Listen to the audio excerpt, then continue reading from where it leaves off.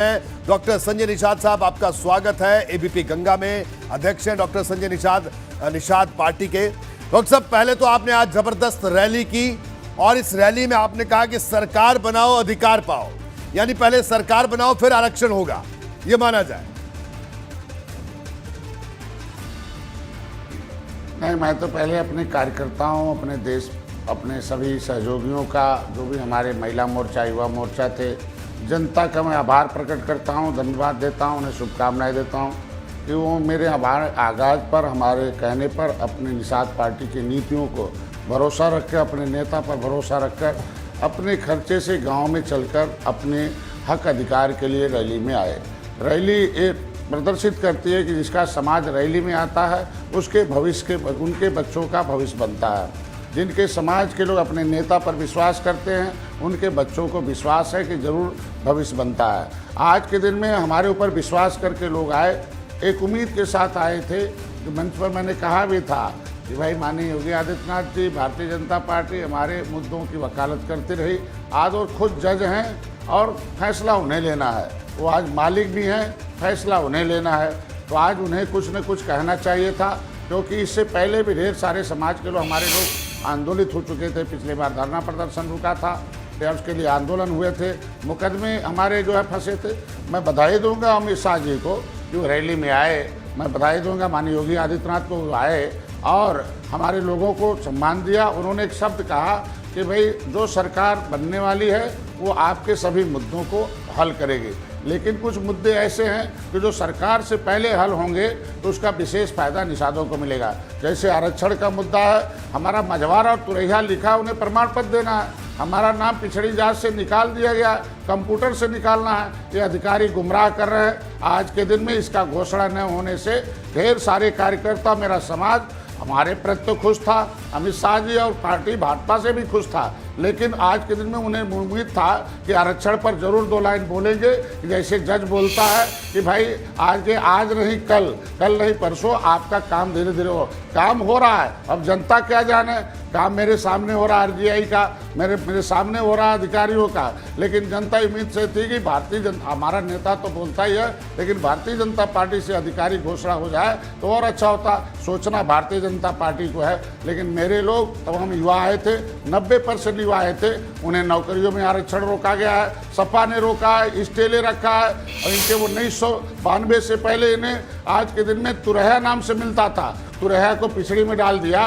कितना अन्याय है कि जो अनुसूचित जात की सूची में तुरैया है, लेकिन पिछड़ी में डाल के इन्हें रोका गया है। हमारा मझवार नाम से है। केवट मल्ला को इलेक्शन में हमारे 1961 में भाजपा ने, राष्ट्रपति ने गिनने के लिए कहा, हम 70 लाख गिनती में उन्हें 3000 कर दिया, तो केवट मल्ला को पिछड़ी में डाल के अन्याय किया गया। मैं कहता हूँ कि आज जाटव के हो या धोबी के हो या पासवान के हो, वो कोई सरनेम लगावे फिर भी उन्हें मिलता है, लेकिन अगर मझवार का लड़का कोई सरनेम लगा देगा, केवट मल्ला, बिंद कश्यप, कांर, धीवर, साहनी, उसे नहीं मिलेगा। ये संवैधानिक अधिकार उन्हें मिलना चाहिए।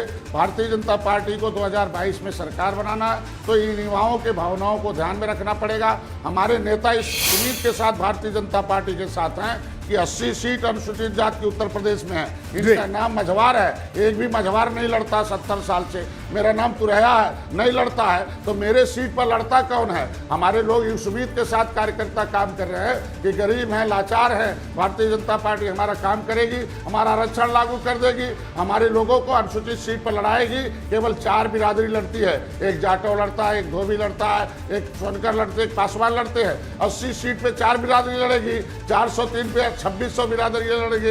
ये कैसा अन्याय है? तो मेरे लोग आज के दिन में निश्चित रूप से, माननीय अमित शाह जी बोल रहे थे, तभी हमारे लोग हाथ हिला रहे थे कि आरक्षण नहीं तो वोट नहीं है। मैंने उन्हें मना किया कि आखिर वोट तो, उन्होंने कहा मैं निषाद पार्टी के साथ है, आपके साथ है।